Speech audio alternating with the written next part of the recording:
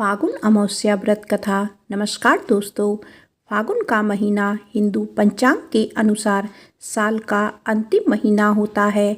इसके बाद आने वाले चैत महीने से हिंदू नववर्ष का प्रारंभ हो जाता है। फागुन माह के कृष्ण पक्ष की अंतिम तिथि को फागुन अमावस्या मनाते हैं। फागुन अमावस्या महाशिवरात्रि के पर्व के बाद आती है और हिंदू वर्ष की अंतिम अमावस्या होती है। यह अमावस्या सुख, संपत्ति और सौभाग्य की प्राप्ति के लिए विशेष फलदायी होती है। जीवन में सुख और शांति के लिए फागुन अमावस्या का व्रत रखा जाता है। इस दिन लोग पवित्र नदियों में स्नान कर जरूरतमंदों को दान करते हैं। यह अमावस्या पितरों को मोक्ष दिलाने वाली होती है, इसीलिए इस दिन पितरों की शांति और पूर्वजों का आशीर्वाद प्राप्त करने के लिए तर्पण और श्राद्ध भी करते हैं। साल भर में 12 अमावस्याएं आती हैं। यदि निरंतरता में प्रत्येक अमावस्या को आप पितरों हेतु श्राद्ध नहीं कर पाते हैं तो कुछ अमावस्या विशेष तौर पर सिर्फ श्राद्ध कर्म के लिए शुभ मानी जाती है। फागुन मास की अमावस्या उन्हीं में से एक है। माना जाता है कि जो व्यक्ति फागुन अमावस्या के दिन व्रत रखता है उसके जीवन में कोई समस्या नहीं आती है और सुख समृद्धि में वृद्धि होती है। इस दिन पितरों का पूजन करने का भी विधान है। अमावस्या पर पितरों का पूजन करने से उनका आशीर्वाद मिलता है और उनकी आत्मा को शांति मिलती है। मान्यताओं के अनुसार आज के दिन गंगा में डुबकी लगाने और दान करने से कई गुना पुण्य फल की प्राप्ति होती है। आइए सुनते हैं फागुन अमावस्या की व्रत कथा। पौराणिक कथा के अनुसार एक साहूकार के 7 बेटे और 7 बहुओं के साथ एक बेटी भी थी। साहूकार के घर रोज एक जोगी आता था जिसे साहूकार की बहू भिक्षा देती थी। उस जोगी को जब साहूकार की बेटी भिक्षा देने आती तो वह उससे भिक्षा नहीं लेता था और कहता था कि तेरे भाग्य में सुहाग की जगह दुहाग लिखा है। लड़की को उस जोगी की यह बात बहुत बुरी लगती है और एक दिन वह अपनी माँ से रोते रोते जोगी की बात बताती है। सारी बात सुनकर माँ कहती है कि कल जब जोगी आएगा तब मैं सुनती हूँ कि वह क्या कहता है और क्यों कहता है। अगले दिन फिर जोगी आता है तो साहूकारनी छिप कर बैठ जाती है और लड़की को भिक्षा देने भेजती है। जोगी उससे भिक्षा नहीं लेता और फिर वही बात दोहराता है कि तेरे भाग्य में सुहाग की बजाय दुहाग लिखा है। लड़की की माँ बाहर निकल कर आती है और जोगी से कहती है कि एक तो हम तुझे भिक्षा देते हैं और तू हमें गाली देता है। जोगी कहता है कि मैं गाली नहीं दे रहा हूँ, जो बात सच है वही कह रहा हूँ। इसके भाग्य में जो लिखा है मैं वही सच आपको बता रहा हूँ। सारी बातें सुनने पर लड़की की माँ कहती है कि जब तुझे सारी बात पता है तो इससे बचने का उपाय भी बता होगा, वह बता। जोगी कहता है कि 7 समंदर पार एक धोबन रहती है जिसका नाम सोना है। वह अमावस्या का व्रत करती है। अगर वह आकर इसे फल दे दे तब इसका दुहाग टल सकता है, अन्यथा विवाह के समय सर्प के काटने से इसके पति की मृत्यु हो जाएगी। सारी बात सुनकर माँ रोने लगी और सोना धोबिन की तलाश में निकल गई। चलते चलते रास्ते में तेज धूप पड़ रही थी, जिससे बचने के लिए वह एक पीपल के वृक्ष के नीचे बैठ गई। उसी वृक्ष पर एक गरुड़ के बच्चे अपने घोंसले में थे। एक सांप आया और गरुड़ के बच्चों को खाने के लिए लपका, लेकिन साहूकारनी ने उस सांप को मारकर बच्चों की रक्षा की। कुछ देर बाद गरुड़नी आई और सब जगह खून देखकर साहूकारनी को चोंच से मारने लगी। साहूकारनी बोली कि एक तो मैं तेरे बच्चे को सांप से बचाया और तू मुझे ही मार रही है। सारी बातें जानने पर गरुड़नी बोली कि तूने मेरी बच्चों की रक्षा की है, इसीलिए मांग जो चाहती है। साहूकारनी गरुड़नी से कहती है कि मुझे 7 समंदर पार सोना धोबिन के यहाँ छोड़ दो और गरुड़नी ने वैसा ही किया। साहूकारनी वहाँ पहुँच तो गई, लेकिन सोचने लगी कि इसे कैसे मनाऊं। सोना धोबिन की भी 7 बहुएं थीं, लेकिन घर के काम को करने के लिए सदा आपस में ही लड़ती झगड़ती रहती थी। रात को जब सब सो जाते तो ब्राह्मणी साहूकारनी के घर जाती और चुपके से सारा काम करके उजाला होने से पहले चली आती। सारी बहुएं आपस में यही सोचती कि कौन सी बहू है जो सारा काम कर देती है, लेकिन एक दूसरे से पूछने की हिम्मत किसी की भी नहीं होती। एक दिन सोना धोबिन ने सोचा कि आजकल बहुएं लड़ती भी नहीं और काम भी सारा हो जाता है। सोना धोबिन ने सारी बहुओं को बुलाया और पूछा कि आजकल तुम लड़ती भी नहीं हो और घर का सारा काम भी हो जाता है। सोना धोबिन ने अपनी बहुओं से पूछा, घर का सारा काम कौन करता है? बहुएं सास से झूठ कहती हैं कि लड़ाई करने से क्या फ़ायदा, इसीलिए हम मिलकर काम कर लेते हैं। सोना धोबिन को अपनी बहुओं की बात पर विश्वास नहीं होता और वह रात में जागकर स्वयं सच देखना चाहती है कि घर का सारा काम कौन करता है।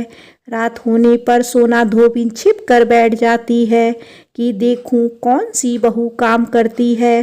रात हुई तो वह देखती है कि एक औरत चुपके से घर में घुस रही है।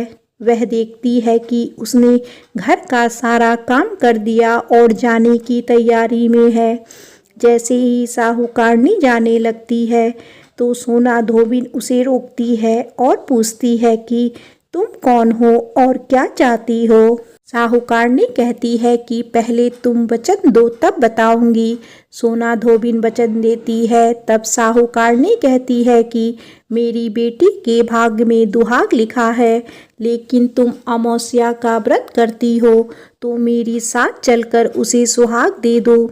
सोना धोबिन वचन से बंधी थी तो वह साहूकारनी के साथ चलने को तैयार हो गई। जाते हुए सोना धोबिन अपने बेटों व बहुओं से कहती है कि मैं इस औरत के साथ इसकी बेटी को सुहाग देने जा रही हूँ, लेकिन अगर मेरे पीछे से तुम्हारे पिताजी मर जाएं तो उन्हें घी और तेल के कूप में डालकर रख देना। सोना धोबिन साहूकारनी के घर पहुँचती है। साहूकारनी अपनी बेटी का विवाह करती है तो फेरों के समय सोना धोबिन कच्चा करवा, दूध तथा तार लेकर बैठ जाती है। कुछ समय बाद सांप आया और दूल्हे को डसने लगा तो सोना धोबिन ने करवा आगे कर तार से सांप को बांध दिया और सांप मर गया। अब सोना धोबिन ने लड़की को सुहाग दिया और कहा कि अब तक मैंने जितनी अमावस्या की है वह साहूकार की इस लड़की को मिलेगा। अब आगे जो अमावस्याएं मैं करूंगी उनका फल मेरे पति और मेरे बेटे को मिलेगा। सभी लोग अमावस्या माता की जय जयकार करने लगे। सोना धोबिन अपने घर वापस जाने को तैयार हुई तो साहूकारनी ने कहा, तुमने मेरी जमाई को जीवन दान दिया है, इसीलिए तुम जो चाहो मांग लो। सोना धोबिन बोली कि मुझे कुछ नहीं चाहिए। वह चली गई। रास्ते में चलते हुए फिर से अमावस्या आ गई। उसने पीपल के पेड़ के नीचे बैठकर कहानी कही, व्रत रखा और पीपल के पेड़ की 108 बार परिक्रमा की। पीपल के पेड़ की पूजा के बाद वह घर जाती है तो देखती है कि उसका पति मरा पड़ा है। अब रास्ते में जो अमावस्या उसने की थी उसका फल अपने पति को दे दिया, जिसके प्रभाव से वह पुनः जीवित हो गया। सब कहने लगे कि तूने ऐसा क्या किया जो तेरा पति जिंदा हो गया।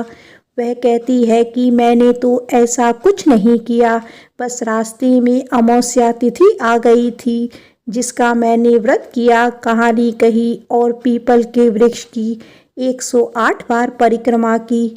अब सारी नगरी में ढिंडोरा पिटवा दिया गया कि हर कोई अमावस्या का व्रत करेगा, पूजा करेगा, कहानी कहेगा और पीपल के वृक्ष की 108 बार परिक्रमा करेगा।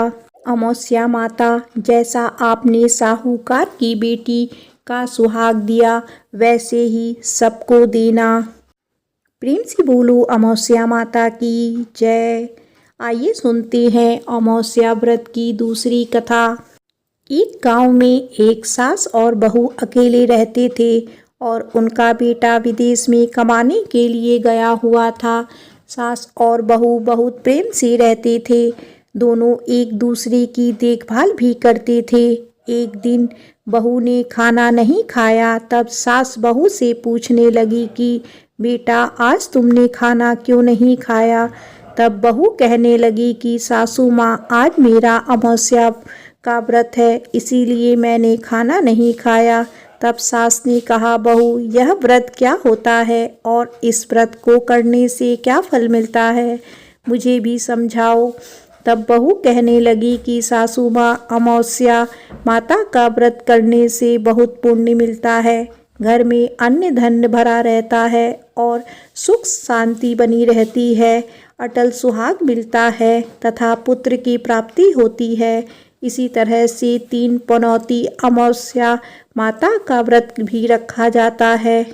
इस व्रत में हर वर्ष अलग अलग खाना खाया जाता है और विष्णु भगवान के मंदिर में चढ़ाया जाता है या फिर किसी ब्राह्मण को दान दक्षिणा दी जाती है। इस व्रत में पहले साल शक्कर, घी और चावल से बना खाना खाया जाता है। पहली साल व्रत पूर्ण होने के बाद 1.25 किलो चावल, 1 कटोरी घी और 1 कटोरी शक्कर का दान किसी ब्राह्मण देवता को दान में दिया जाता है। दूसरे साल जौ, घी और शक्कर से बना खाना खाया जाता है।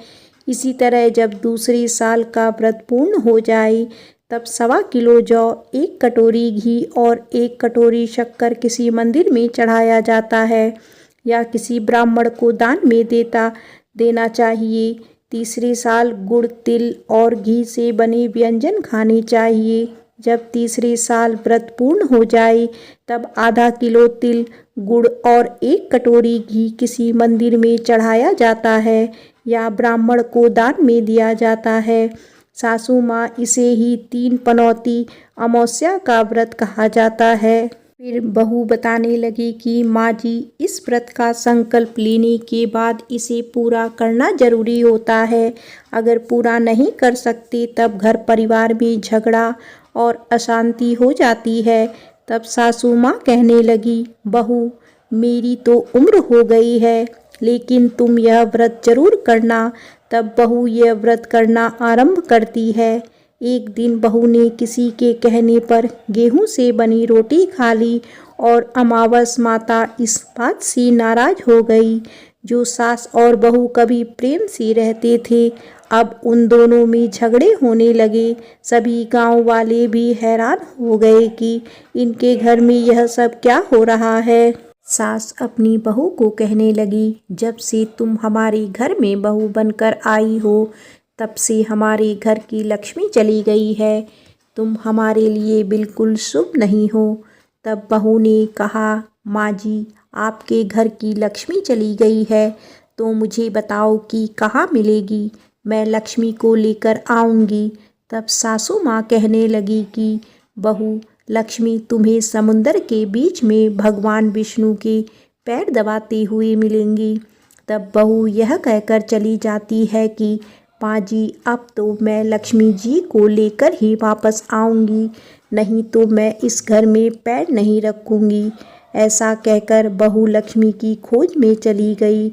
जब बहू लक्ष्मी की खोज के लिए निकली तब उसके बीच रास्ते में गाय मिली। गाय बहू से पूछने लगी, आप कहाँ जा रही हो? तब बहू कहने लगी, हे गाय माता, मेरी सास कहती है कि मेरे आने से उनके घर में अन्न धन की कमी हो गई और उनके घर की लक्ष्मी चली गई, तो मैं लक्ष्मी जी को लेने जा रही हूँ। तब गाय माता कहने लगी, हे बेटी, अगर तुम जा रही हो तो भगवान से मेरे बारे में भी पूछ लेना। तब बहू कहने लगी, ठीक है गाय माता, मैं आपके बारे में भी पूछ लूँगी। तब गाय माता कहने लगी, जब मेरा बछड़ा होता है तो वो मर जाता है, जिंदा नहीं रहता है। तुम लक्ष्मी जी से पूछ लेना कि आखिरकार मेरे साथ ऐसा क्यों हो रहा है। मैंने ऐसा कौन से कर्म किए हैं जिसकी सज़ा मुझे मिल रही है। तब बहू कहने लगी, गाय माता, मैं आपके बारे में ज़रूर पूछ लूँगी। ऐसा कहकर बहू आगे बढ़ गई। जब आगे बढ़ी तब रास्ते में उसे घोड़ी मिली जिसके गले में घंटी बंधी हुई थी। घोड़ी ने भी कहा, बेटी, तुम मेरे दुख का निवारण लक्ष्मी जी से पूछ लेना।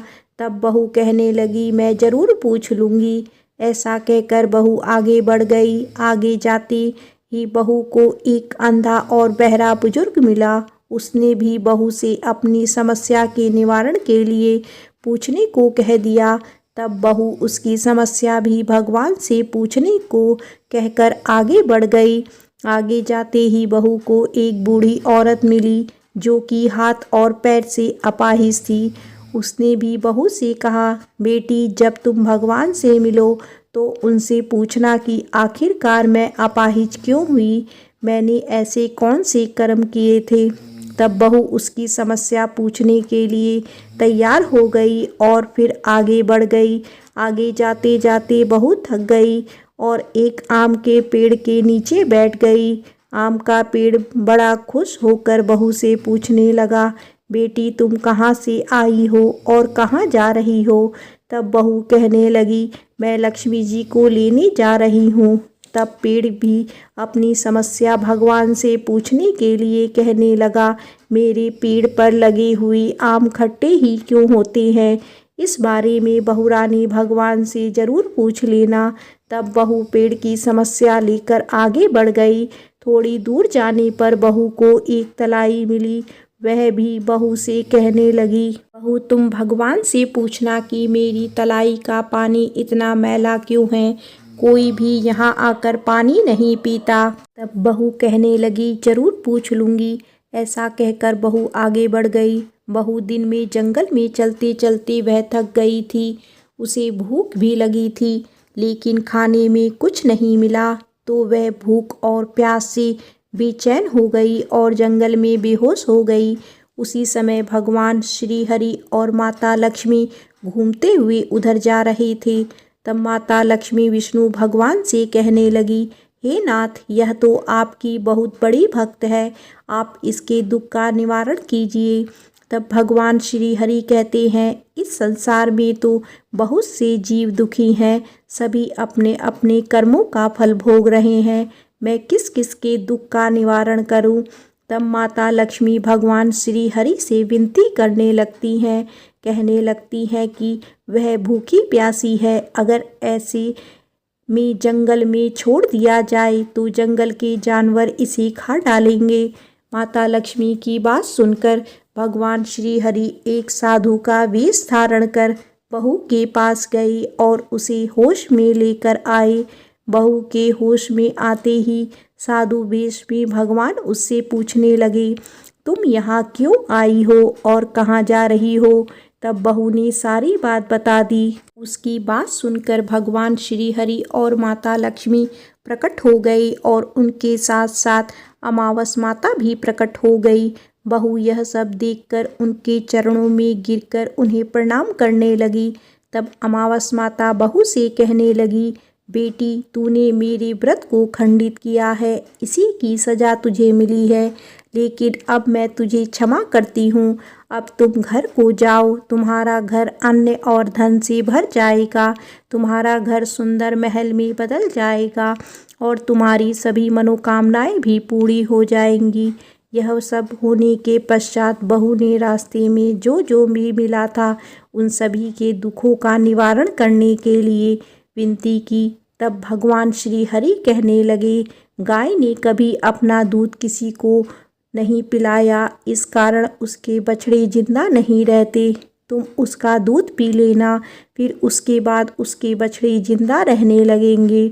और घोड़ी पिछले जन्म में आटा पीसने वाली महिला थी, वह किसी को आटा पीस कर नहीं देती थी, इसीलिए उसके गले में चक्की के पाट बंधे हुए हैं। तुम उसके पाट खोल देना, वह बिल्कुल ठीक हो जाएगी और वह बुजुर्ग कभी भगवान के मंदिर नहीं गया। इसी कारण उसने भगवान के वचन नहीं सुने। तुम उसे ले जाकर मंदिर में दर्शन करवा देना, इससे वह ठीक हो जाएगा। अपाहिज महिला ने कभी अपनी जवानी में दान पुण्य नहीं किया, इसीलिए उसकी यह सजा मिली है। उससे कुछ भी दान करवा देना तो उसकी विकलांगता दूर हो जाएगी। और आम का पेड़, उसने तो कभी अपने पेड़ के आम किसी बच्चे को खाने को नहीं दिए, इसी कारण उसके सभी आम खट्टे होते हैं।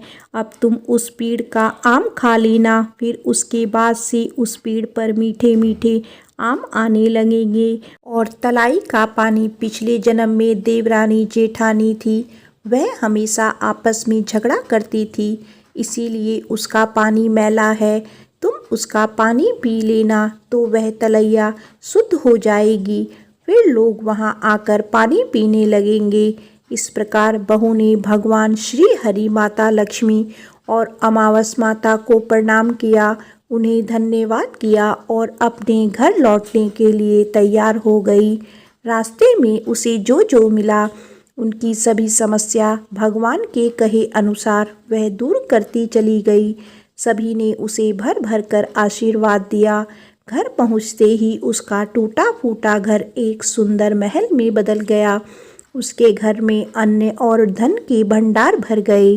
अब बहू ने सासू माँ से कहा, सासू माँ, आपने तो सच में कहा था कि मैं आपके लिए शुभ नहीं हूँ। मेरे जाने से ही आपके घर में लक्ष्मी आई है। अब आप यहाँ रहें, मैं मरने जा रही हूँ। तब सास ने कहा, बेटी, यह सब तुम्हारी अमावस माता के व्रत करने का ही फल हमें मिला है।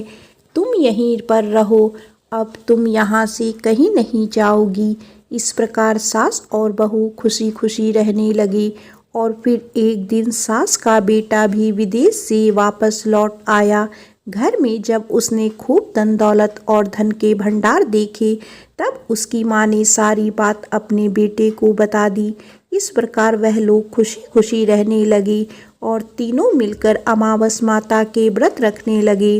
बोलिए प्रेम से अमावस माता की जय।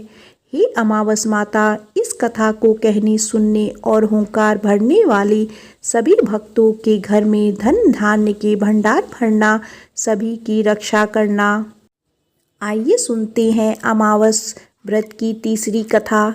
भगवान श्री कृष्ण से एक बार पक्षी राज गरुड़ ने पूछा, हे प्रभु, पृथ्वी पर लोग अपने मृत पितरों का श्राद्ध करते हैं, उनकी रुचि का भोजन ब्राह्मणों आदि को कराते हैं, पर क्या पितृलोक से पृथ्वी पर आकर श्राद्ध में भोजन करते पितरों को किसी ने देखा भी है? भगवान श्री कृष्ण ने कहा, हे गरुड़, तुम्हारी शंका का निवारण करने के लिए मैं देवी सीता के साथ हुई घटना सुनाता हूँ।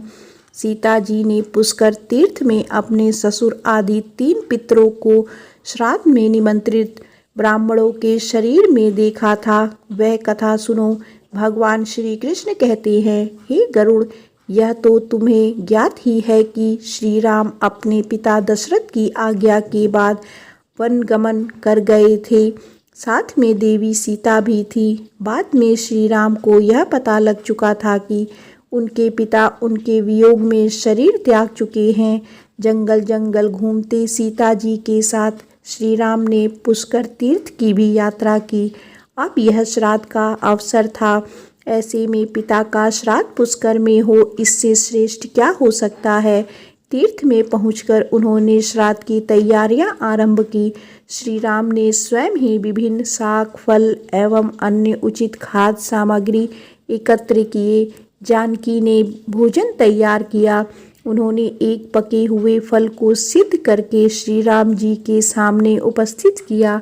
श्री राम ने ऋषियों और ब्राह्मणों को सम्मान सहित आमंत्रित किया। श्राद्ध कर्म में दीक्षित श्री राम की आज्ञा से स्वयं दीक्षित होकर सीता जी ने उस धर्म का सम्य और उचित पालन किया तथा सारी तैयारियां संपन्न हो गई। अब श्राद्ध में आने वाले ऋषियों और ब्राह्मणों की प्रतीक्षा थी। उस समय सूर्य आकाश मंडल के मध्य पहुंच गए और कुपित मुहूर्त यानी दिन का 8वां मुहूर्त अथवा दोपहर हो गई। श्री राम ने जिन ऋषियों को निमंत्रित किया था वे सभी आ गए थे। श्री राम ने सभी ऋषियों और ब्राह्मणों का स्वागत और आदर सत्कार किया तथा भोजन करने के लिए आग्रह किया। ऋषियों और ब्राह्मणों को भोजन हेतु आसन ग्रहण करने के बाद जानकी अन्न परोसने के लिए वहां आई। उन्होंने कुछ भोजन बड़े ही भक्ति भाव से ऋषियों के समक्ष पत्तियों की बनी थाली पर परोसा। वे ब्राह्मणों के बीच भी गई, पर अचानक ही जानकी भोजन करते ब्राह्मणों और ऋषियों के बीच से निकली और तुरंत वहां से दूर चली गई। सीता जी लताओं के मध्य छिपकर बैठ गई। यह क्रियाकलाप श्री राम देख रहे थे। सीता के इस कृत्य से श्री राम कुछ चकित हो गए। फिर उन्होंने विचार किया कि ब्राह्मणों को बिना भोजन कराए साध्वी सीता लज्जा के कारण कहीं चली गई होगी। सीता जी एकांत में जाकर बैठ गई। फिर श्री राम जी ने सोचा, अचानक इस कार्य का क्या कारण हो सकता है, अभी यह जानने का समय नहीं। जानकी से इस बात को जानने से पहले मैं इन ब्राह्मणों को भोजन करा लूं, फिर उनसे बात कर कारण समझूंगा। ऐसा विचार कर श्री राम ने स्वयं उन ब्राह्मणों को भोजन कराया। भोजन के बाद ऋषियों को विदा करते समय श्री राम के मस्तिष्क में यह बात रह रहकर कौंध रही थी कि सीता ने ऐसा अप्रत्याशित व्यवहार क्यों किया। ब्राह्मणों के चले जाने पर श्री राम ने अपनी प्रियतमा सीता जी से पूछा, ब्राह्मणों को देखकर तुम लताओं की ओट में क्यों छुप गई थी? यह उचित नहीं जान पड़ा। इससे ऋषियों के भोजन में व्यवधान हो सकता था, वे कुपित भी हो सकते थे। श्री राम बोले, हे सीते, तुम्हें तो ज्ञात है कि ऋषियों और ब्राह्मणों को पितरों के प्रति माना जाता है। ऐसे में तुमने ऐसा क्यों किया? इसका कारण जानने की इच्छा है, मुझे अविलंब बताओ। श्री राम के ऐसा कहने पर सीता जी मुंह नीचे कर सामने खड़ी हो गई और अपने नेत्रों से आंसू बहाती हुई बोली, नाथ, मैंने यहाँ जिस प्रकार का आश्चर्य देखा है उसे आप सुने। इस श्राद्ध में उपस्थित ब्राह्मणों की अगली बात में मैंने दो महापुरुषों को देखा जो राजा जैसे प्रतीत हो रहे थे। ऋषियों ब्राह्मणों के बीच सजे धजे राजा महाराज जैसे महापुरुषों को देख मैं आश्चर्य में थी। तभी मैंने आपके पिताश्री के भी दर्शन किए, वह भी सभी तरह के राजसी वस्त्रों और आभूषणों से सुशोभित थे। आपके पिता को देखकर मैं बिना बताए एकांत में चली आई। मुझे न केवल लज्जा का बोध हुआ वरन मेरे विचार में कुछ और भी आया। तभी निर्णय लिया, हे प्रभु, पेड़ों की छाल, वल्कब और मृत चर्म धारण करके मैं अपने ससुर के सम्मुख कैसे जा सकती थी? मैं आपके यह सत्य ही कह रही हूँ। अपने हाथ से राजा को मैं वह भोजन कैसे दे सकती थी जिसके दासों के भी दास कभी वैसा भोजन नहीं करते। मिट्टी और पत्तों आदि से बने पात्रों में उस अन्न को रखकर मैं उन्हें कैसे देती? मैं तो वही हूँ तो जो पहले सभी प्रकार के आभूषणों से सुशोभित रहती थी और आपके पिताश्री मुझे वैसी ही स्थिति में देख चुके थे। आज मैं इस अवस्था में उनके सामने कैसे जाती? से उनके मन को भी क्षोभ होता, मैं उनको क्षोभ में कैसे देख सकती थी? क्या यह कहीं से उचित होता? इन सब कारणों से हुई लज्जा के कारण मैं वापस हो गई और किसी की दृष्टि ना पड़े इसलिए सघन लताओं में आ बैठी। गरुड़ जी बोले, हे भगवान, आपकी इस कथा से मेरी शंका का उचित निवारण हो गया है कि श्राद्ध में पितृगण साक्षात प्रकट होते हैं और वे श्राद्ध का भोजन करने वाले ब्राह्मणों में उपस्थित रहते हैं। प्रेम से बोलो उमापति शंकर भगवान की जय, विष्णु भगवान की जय, अमावस माता की जय।